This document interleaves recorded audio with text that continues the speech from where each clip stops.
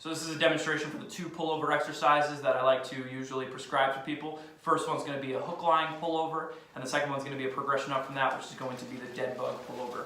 So you want something like a plate, a kettlebell, a dumbbell, something that's not too heavy, but will give you a little bit of feedback and make your abs kind of light up a little bit. So I'm going to use a 5-kilo plate here for demonstration. That's probably a good place to start for most people. As you get a little bit stronger, obviously you can add a little bit of weight. So let's start off with the hook line.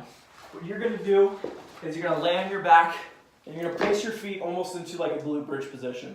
Have a ball or your knee sleeves rolled up or a foam roller between your knees just to make sure you don't externally rotate too much. You want to have your knees kind of stacked over your feet. From here, you're going to grab onto that plate or whatever you have. Head is back. I'm just laying down nice and normally right now.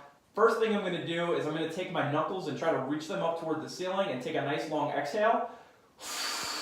If you look, my arms kind of lengthen, my shoulders are protracting, and what's happening when I do this is my low back is pressing into the floor. You don't want to force your low back into the floor. You want to kind of have it naturally happen just from the other positions that you're dictating. So if you tuck your hips and you reach your arms forward, your rib cage is naturally going to press backward and your low back is going to flatten into the ground. You don't want to, if you're someone who's super extended, they tend to just kind of try to shove their low back into the ground. That's not what you want here. So again, breathe out, nice long exhale, reaching knuckles toward the ceiling.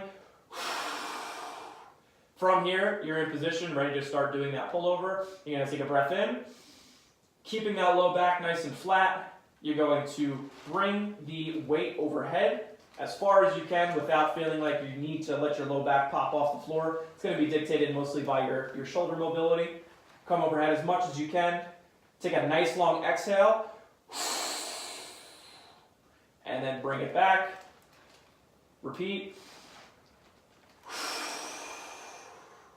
And you should be feeling a lot of abs on this. If you don't feel a lot of abs on it and your positions are perfect, you may need to regress up to the Deadbug version, which is going to be just picking your knees up to about 90 degrees, so hips and knees 90 degrees. Starting off again, reaching. Breath in. Coming back. Long exhale. Low back staying flat. Bringing it back up to the top and repeating.